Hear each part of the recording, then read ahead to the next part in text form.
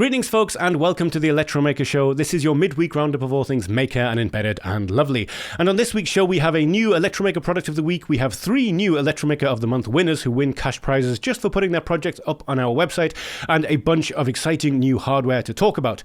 That is crowd supply hardware, as in stuff that you can support on funding websites, or things that you can just outright buy, like the OrangePi 3B or FlexyPins, which are incredibly simple but wonderful ideas, and we'll get to them when we do. And with all of that to get through, let's get on with the show.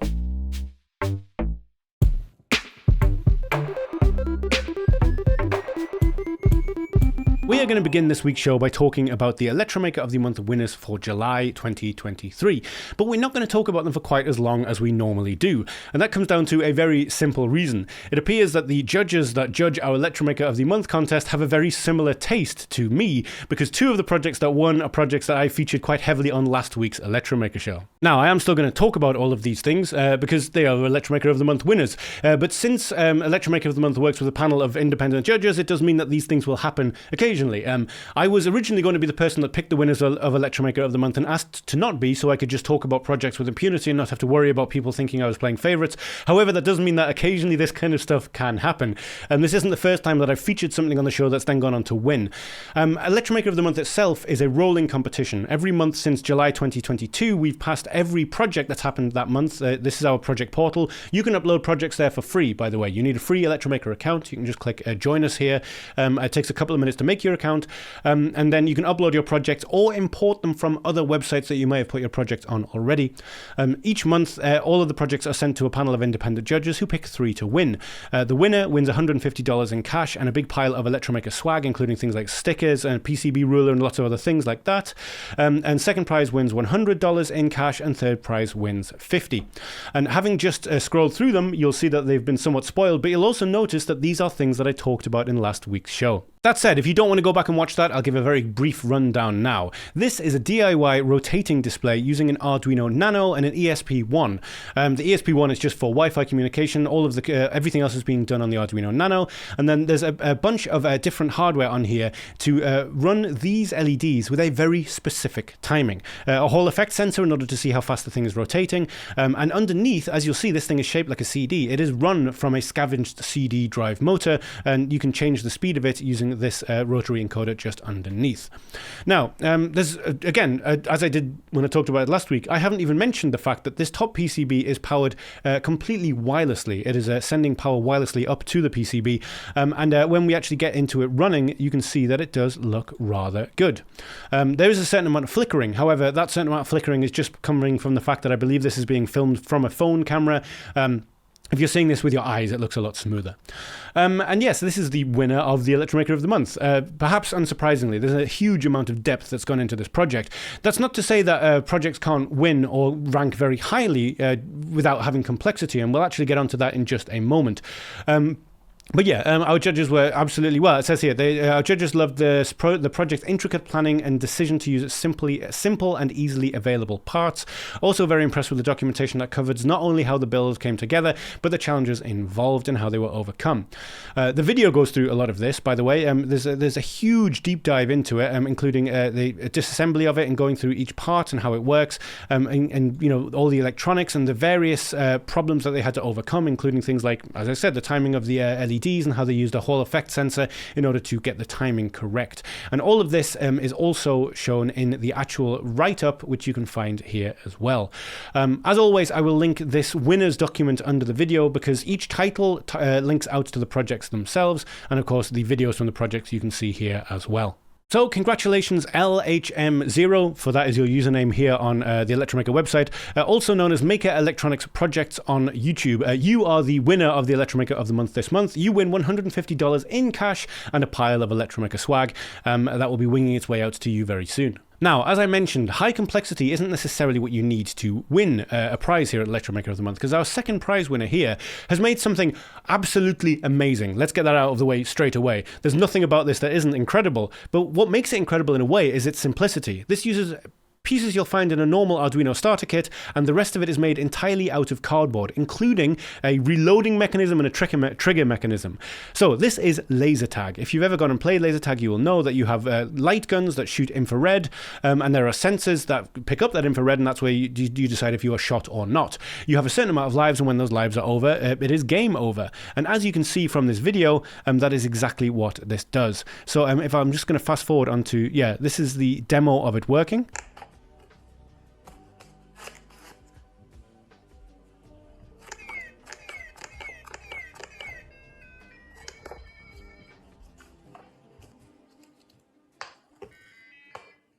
So as you saw, that's a fully functional laser tag system with sounds denoting when a shot happens, and then when the lives are out, there's a sound that shows for game over and a button that resets it all.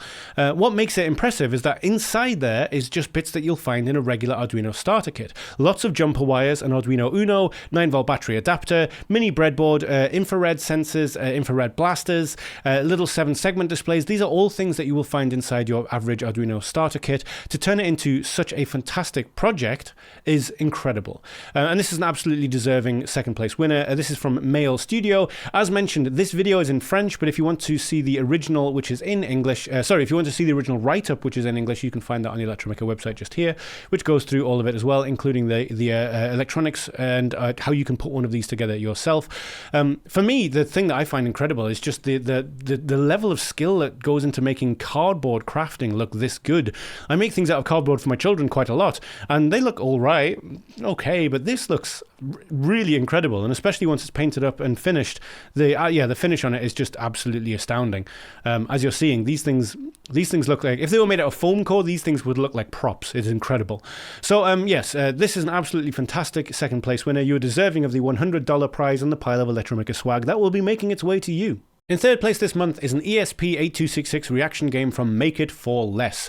Now, Make It For Less has put out some fantastic things recently. We actually featured their Macrogachi on last week's video, which is their take on an updated version of the Tamagotchi. This is a little bit more of a fun project that is a one and done. It's a riff on a drinking game that I remember from my time at university, which is a very, very simple game. There is one drink on the table that you do not want to drink. Ours usually had some chili sauce component to it. And then something will happen. Someone will say something or click their fingers, and the last person to slap the table has to take the drink. This takes that idea and puts it into a small 3D printed box with arcade-style buttons and a servo to give you the drink if you lose. So in this particular instance, the LED lights up, and if you're the last person to press the arcade button, then the servo arm will pass you the drink. Running the show inside is an ESP8266 development board. I believe it's a VMOS D1 Mini. Yeah, a VMOS D1 Mini is running the show, but everything you need to know about it is in the video itself. The video goes through all you need to know in terms of the build process and exactly how it all works, including the cost and a little OLED screen. And if you would like to get all of the plan files and the code for it, you can head to the project page. All of that is available just here as well. So congratulations, Make It For Less. You are our third place winner of Electromaker of the Month this month. You win $50 in cash and a pile of Electromaker swag as well. So that was the Electromaker of the Month for July. And I'm really glad that we get to run this contest. It feels really nice that we are able to celebrate the people that put projects up on our website. And the best thing about it is you don't really need to implicitly enter one competition. Whenever you're working on something that you're ready to share with the world, you can put it up on our project page for free, and it will automatically be entered into the running for that month for you to win cash and a bunch of Electromaker stuff. So if you are working on something, even if it isn't quite finished, but you just are in the process of documenting it and you want to share it with us, please do put it up on the projects page. That means it will be entered into the competition and quite likely talked about on the Electromaker show. Up next, we have a YouTube series on STM32 bare metal programming. Now, I have to admit that bare metal programming of anything is a bit of a guilty pleasure for me. There's no reason why I'd ever need to do it. However, I do feel like every time I spend just a couple of days with a bare metal project before I abandon it and go back to MicroPython or a CSDK or something that I'm familiar with, I do learn a lot.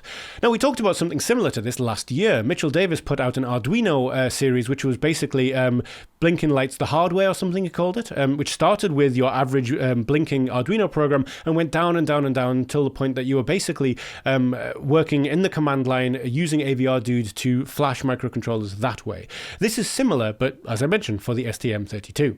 Now, the YouTube series is nothing new. However, it's only just been brought to my attention. This is something that I saw on Hackaday a couple of days ago, and Low Byte Productions is the YouTube series from Francis Stokes, and essentially it is a full run-through of how you can get an STM32 chip running. It uses the popular Nucleo board, but there's no reason why you couldn't adapt this to work with a Blue Pill board as well, as long as you have a way to program it. He was using a different programmer. As you can see, this is one that's already had the ST-Link programmer snapped off it. If you have a Nucleo board, you'll probably find that it has the ST-Link programmer still on it, so you can follow this literally just with the board plugged into your USB port. Now, I will link the Hackaday article in the description of this video, as that's where I found this. But in this fantastically written by Brian Cockfield article, if you come down and actually click on the title of the YouTube video, it will take you to the playlist on Low Byte Productions YouTube channel, where you can then subscribe to them and you can see the full extent of what this means. Because the series doesn't just go through how to get started with bare metal programming. A lot of people will do that, but it will mostly end when you get to a place where you can upload code to a board, and that's that. This tells you essentially how to get started. Series 0 is basically a rundown of what the series is going to be, including the hardware that he'll be using. He's using a Nucleo board, but you can use various other boards as well. And then, of course, the obligatory how to blink a light using bare metal coding. Although this isn't completely bare metal at this stage. This is libopencm3 that he uses to begin with. However, the following video immediately jumps deeper and says, so what's going on under there? And then it goes on to PWM and timers, the world's simplest bootloader, UART drivers from scratch, designing a packet protocol, making bootloaders, timer APIs, and just most recently, just a few weeks ago, cryptographically signed firmware. Just 4 days ago, sorry. So this is an ongoing thing. I've watched a lot of bare metal content, I suppose you could call it, some of which is designed just to get you going, and I do understand why people do that. There are people who do need to make single videos that will get lots of clicks, but this is a really fantastic long-form series that tells you everything you need to know at every turn in order to get started, and isn't reliant on you doing things exactly their way, which I think is fantastic. So yes, I will leave a link to the Hackaday article in the description of the video. You can head through. If you do find this particular playlist useful, or you happen to know of another one which is even better than this, do let me know. It is, as I say, a guilty pleasure of mine to do bare metal programming on MCUs every now and again, even though I have zero reason to and even less time. If you are enjoying the Electromaker show, if you could take a moment to check that you are subscribed to the Electromaker YouTube channel, that would mean a lot. Also, the subscription button, once you are subscribed, turns into a drop-down menu, and if you click all there, that will give you notifications on YouTube alone when we put up a new episode or product of the week. It will show up in the top right of your screen.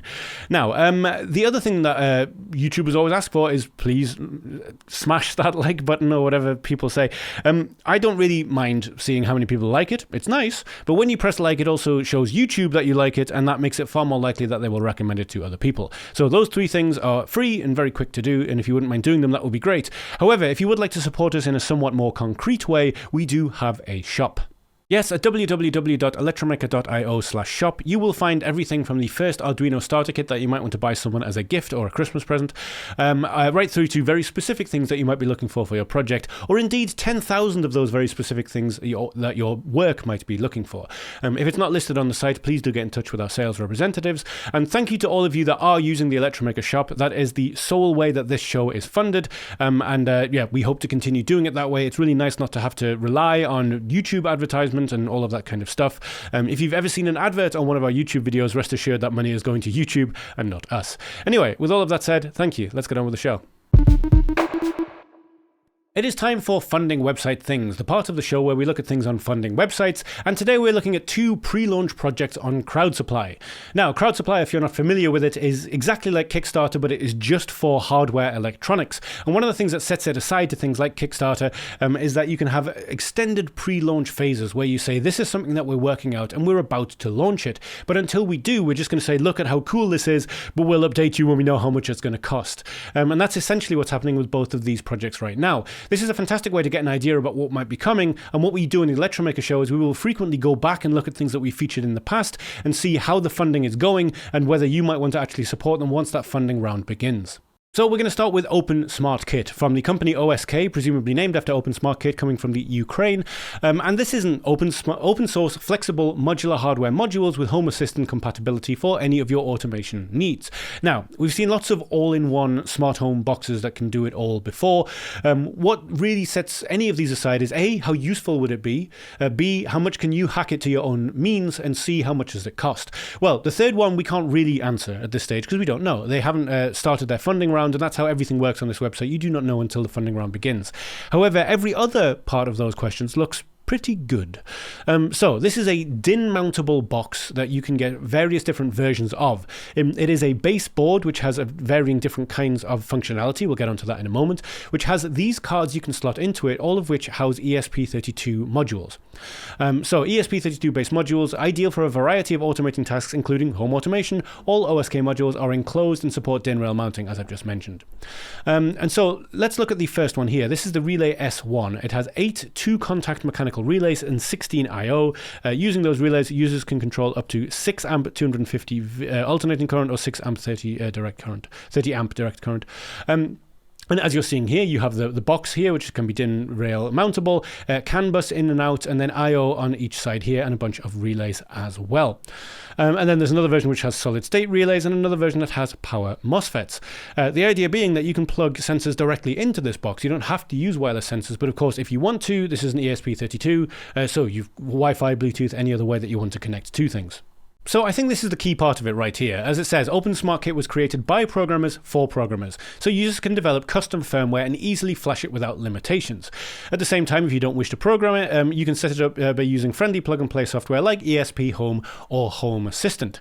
And I feel like that's one of the key things here. I think there's a lot of people out there who would love the idea of completely rolling their own, making completely homemade hardware and putting completely homemade software on it. But at the end of the day, having bug-free and durable hardware is something that you usually end up spending a lot of money on, and when you spend that money on it, you're usually then tied into their system. It's not open anymore. You have to use their cloud. This is not that. This is something that you can completely isolate on your network, only have one portal to your network or no portal to the outside internet at all if you wanted to, which I think is quite an interesting idea.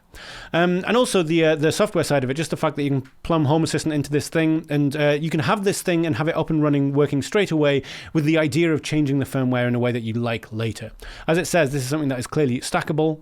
You'll be able to put these things next to each other. I imagine it would be, if you have DIN rails, it would be quite easy to run several of these and just run power along to all of them.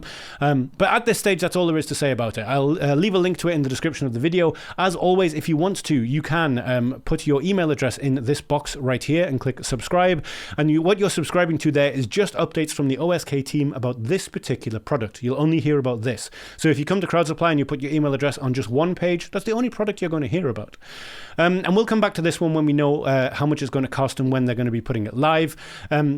If you would like to know the full details of it all, of course, you can head down to here. But yes, I just feel like something that has a very modular idea that can work with Wi-Fi, Bluetooth, serial, and CAN is, a very interesting thing. Something that I think a lot of DIY smart home enthusiasts will be very happy to see is coming. Now up next, we're going to be talking about the Inkplate Plus Squared.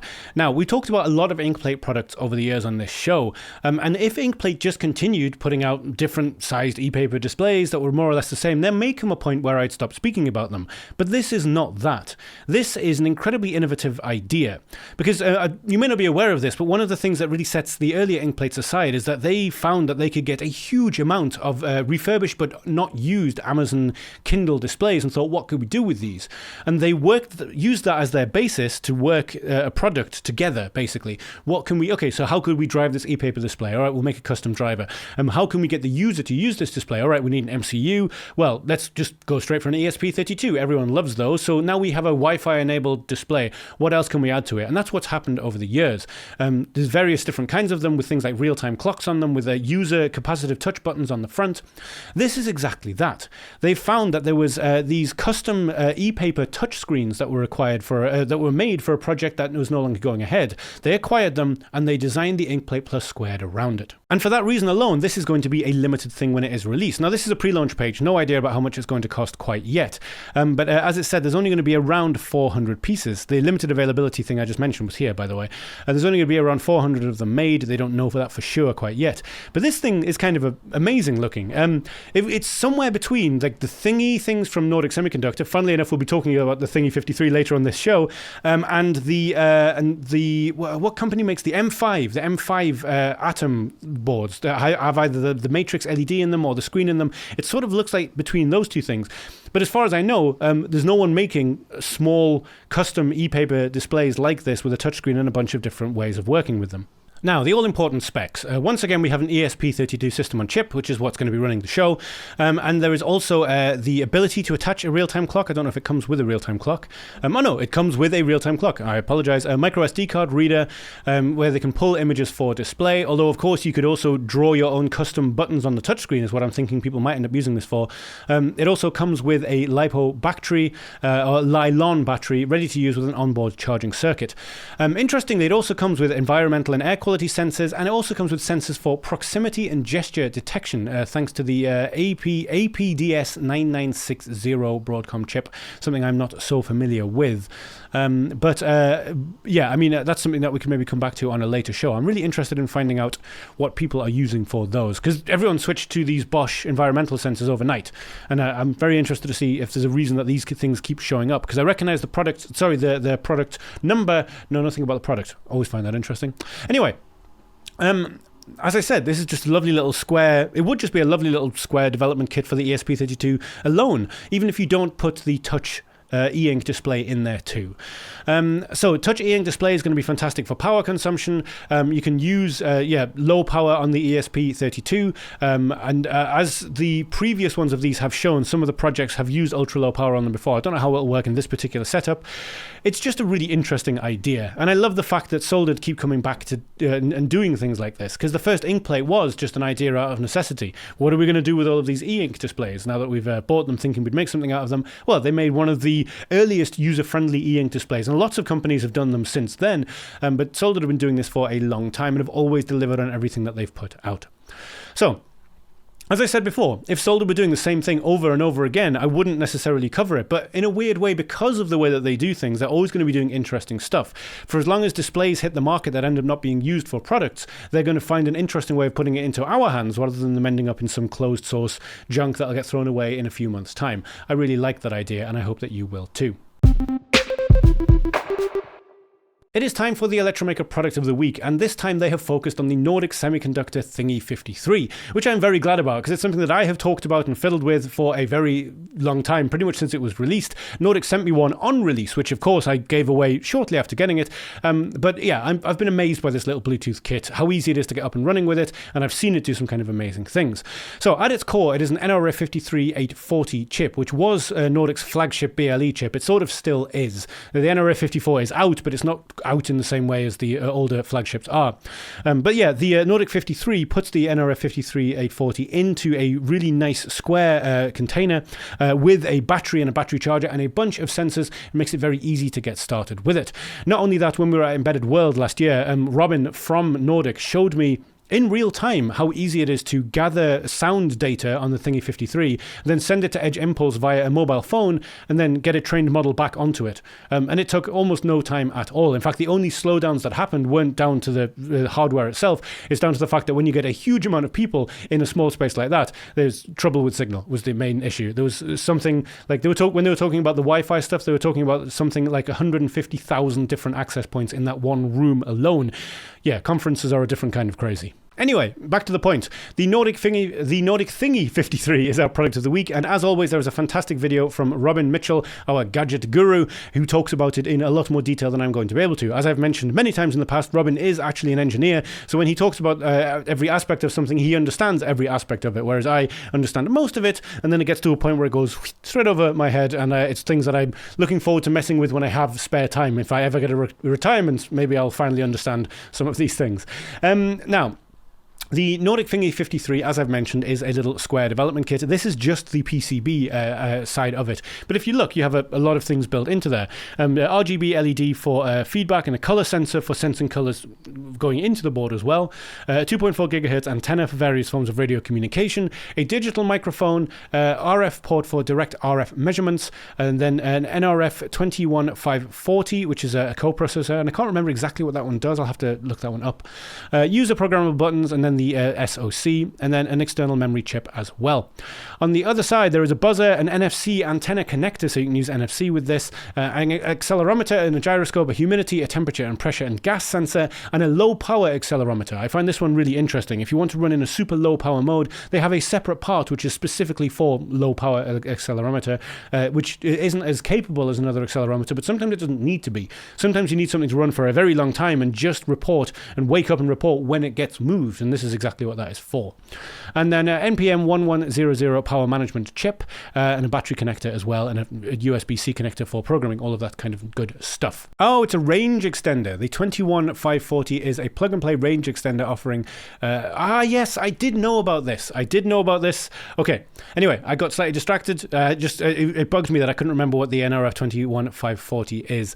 And it is a range extender, and that makes absolute sense because I've seen projects with the Nordic Thingy 53 that use long-range Bluetooth.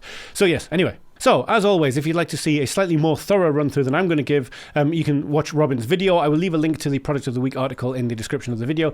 You can also, of course, read through it and look at Nordic's Developer Academy around it as well. But as always with all of these things, once again, I have given away one Nordic Thingy 53, and now the Product of the Week team are about to give away another. And if you would like to win a Nordic Thingy 53 development board, well, it couldn't be simpler. So, for a chance to win this, all you need to do is make sure you're subscribed to this YouTube channel. All of our competitions are open to all subscribers of the Electromaker YouTube channel. The second thing you need to do is say what you would do if you won this. There are many fantastic project ideas out there, but I'd like to know what you would do. What does this board inspire you to make? And the third thing you need to do is leave the hashtag Thingy53, no spaces, no punctuation, just Thingy53. And that just means that we can find all of the entries and log them and make sure that people aren't entering duplicate times, all of that kind of stuff. And we will be announcing the winner to that on the next Electromaker show, which will be in 2 weeks' time, just to let you know at this stage. I don't know if I mentioned it at the start of the show. I'm running an ultramarathon this weekend. I don't want to do a show with painful legs and brain. So in 2 weeks' time, we will be announcing the winner of the Thingy 53 competition, and this is all you need to do in order to enter it. Good luck. We'll be announcing the winner then. Now, there are a few things I love more than very simple ideas that make working with embedded hardware a lot easier, especially when those ideas are incredibly cheap as well. And a Swedish company, Solder Party, has done this and more. Now, if you're familiar with the name Solder Party, it's because I also talked about them a long while ago on the show. They were the ones that put out the RP2040 stamp not long after the RP20 hardware was released. A perfectly square and very, very tiny, if you know how big the RP2040 chips are, development board which has both holes and castellated edges, which should give you a little clue as to what we're about to talk about next, because these are the FlexyPins. Now, if you look at them just alone, it was probably already given away by what was on the page beforehand. If you look at them just alone, you're probably going to have a rough idea in your head as to how these things could help and work in a project, because they look like little flexible metal pins. And that's exactly what they are. If I show you this image here, you'll get a much stronger idea as to exactly what's going on. This is a way of attaching any module, or in fact anything with castellated edges, to a much larger breakout module. In the case of things like ESP32 boards, or whichever one is here, I can't tell from this angle, this is just putting it onto a slightly larger breadboard-friendly footprint. But if we go back to the actual first page here, you will see that Solder Party have put out a bunch of these. Most recently, the Raspberry Pi Pico to Arduino form factor board, which is amazing because this means that any 3.3 volt tolerant Arduino shields that you have out there you can use with the Raspberry Pi Pico, and you don't have to solder the castellated edges. You see, these pins are, the one side of the pins are soldered into here, but then you can just push the Raspberry Pi down onto it, and the pins will be pushed out and hold onto the castellated edges, allowing you to use it without having to actually solder the board down. There's another board similar to this that we talked about a while ago, which either works with the Pico, or I think it must be the Pico, or maybe it's one of the ESP32 variants, I don't know, but it gives it an Arduino footprint. However, that requires you to solder it down. This does not. Now, unsurprisingly, there are versions of this that work with various ESP32 modules as well. As you're seeing, there's one here which breaks this out into something that's a little bit easier to put pins into. Again, this allows you to just work with a bare ESP32C3 module, but on a breadboard. In fact, most of these do exactly that, but there are some slightly inventive ones as well. I showed you the Arduino one. I thought this was really nice as well. Notoriously, the Raspberry Pi Pico does not play nice with breadboards. However, this tiny board allows you to put it onto a breadboard, breaks out all of the pins of the Raspberry Pi Pico, and allows you to hot swap the Picos because these are flexi pins and it is not soldered down. By the way, have you been noticing the prices of these things? Obviously, this doesn't come with a Raspberry Pi Pico, but this little board is €1.82. The Arduino Flexi adapter is €1.37. All of these ESP32 ones are around $1. It's just incredible. $1, €1. I guess it would be around $1. I'm not really up on conversion rates. I just thought it was such a lovely idea. I can't, for the life of me, remember where I saw this. This was reported on somewhere this week, and I haven't been able to find it. So I apologize if you are a tech journalist who wrote an article about this week that I read when I was in between jobs, and I could just remember the name FlexyPins and then found it this way. But yes, if you are interested in putting something with castellated edges onto a board but don't want to do it in a permanent way, you can do this. In fact, one extra thing, Solder Party have a YouTube page. So I can't find my original link, but I just typed Solder Party YouTube into Google, clicked on the first link, Arturo182, who is from Solder Party, and the first video is the FlexyPin soldering guide. Now, this is a guide for how to solder the FlexyPins, which in and of itself is very nice, very useful. You get to see him doing it in real time, inspecting it, and then attaching a ESP32 module to it. But the thing about it that I thought was really interesting is in the description just down here, the Unexpected Maker pops up, someone who we talked about on the show quite a lot, and said, I might have bought a few of these. Do you have a footprint available? Because Unexpected Maker created their own footprint for using the FlexyPins with. And this is something that they reply by saying, hey, look, on github.com/solderparty, we have a FlexyPin repository, and it has a script in which will actually give you KiCad footprints for anything. All you need to do, you can generate footprints with a custom number of pins and pitch using the generate footprints Pi script and run it with help to find out how. So they've got their own software to actually create FlexyPin holes for pretty much any board if you give them the distance between the castellated pins. Sorry, I'm struggling to speak ever so slightly. You might be hearing it in my throat. I have a slightly sore throat, and that always throws me off slightly when my voice does not sound the way that I'm used to it sounding. Anyway, I'm spending a very long amount of time on something that is essentially very simple, but that's the point. This is an incredibly simple idea, and I really like the idea of it. And if you are interested in finding out more, I will leave a link to the Solder Party shop in the description of the video. From there, you can get a link through to their GitHub and find this tool if you will find it useful for them. And as mentioned, Solder Party YouTube channel is Arturo182 if you'd like to see this soldering video. Now, just last week we talked about OrangePi because of the release of the Pi 03, and as I talked about on that show, confusingly that board is not a Raspberry Pi Zero form factor. It's actually a 5x5 centimeter Linux SBC with a full-sized Ethernet port and a bunch of nice things on it, and it's very cheap. But OrangePi historically are known of being the sort of Raspberry Pi clones. And if you look at what they've put out, it does look a lot like that. I mean, the OrangePi 800 or whatever it was called was a computer in a keyboard that looked almost exactly like the Raspberry Pi 400. They just doubled the number. And most OrangePi boards are meant to ape or directly replace Raspberry Pis. And that has always come at a bit of a price because they've tried to undercut them on price, but they've never had the same level of support in terms of software, and different versions of different software for the OrangePi has always been a little bit different as well. However, the OrangePi 3B is a quite interesting one for a number of reasons. So let's leave aside Raspberry Pi shortage issues for just a moment, and let's just look at the raw specs of what's going on here. This is an RK3566 single board computer, which means that the system on chip is already more powerful than a Raspberry Pi 3B, and that's what this is meant to compare up against. And it has a lot of things that the Raspberry Pi 3B doesn't have as well, including an M2 M-keyed slot, M.2 M-key slot, and eMMC modules that can be attached to the bottom of the board in varying sizes, everything from, I believe, 16 gigabytes up to 256, yeah. And if you look at the board here, this is where you're finding these things. The M2 slot is on the bottom here in the eMMC interface. And as already mentioned, it already has more power in the chip. So this is already starting to stack up to look quite nice, but how much does it cost? Well, that's an interesting one. There's so many versions of this. As you can see here, it starts at $34.99 with 2 gigabytes of RAM, but no eMMC. But for $50 for 2 gigabytes of RAM and a 256 gigabyte eMMC flash module, you're beginning to get into incredibly good value territory. I'd even argue that the 67 gigabyte version, which has 8 gigabytes of RAM with 256 gigabytes eMMC flash storage, is at this particular moment in time one of the best value single board computers that you could maybe buy. So why am I saying all of this like there's going to be a big but? Well, the but isn't that big. Raspberry Pi and Raspberry Pi OS is constantly worked on in a way that makes it very transparent for most people.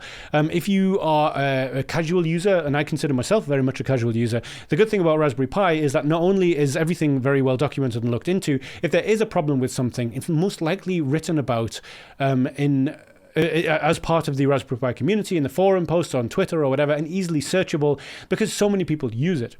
With OrangePi, they put out so many different operating systems with each release that you're kind of having this issue of spreading it out across everything. So this is going to have Android 11, Ubuntu 22.04, 20.04, Debian 11, Debian 12, OpenHarmony 4 Beta 1, OrangePi OS, which is their own OrangePi operating system, and both versions of it.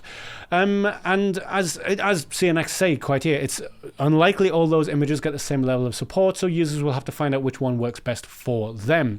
And the other side, the point I was going to make, is that when you have so many different options for a board, yes, everything runs on the Raspberry Pi, okay, but for what is the mainline operating system for this? Because I don't think it's Orange OS, not yet.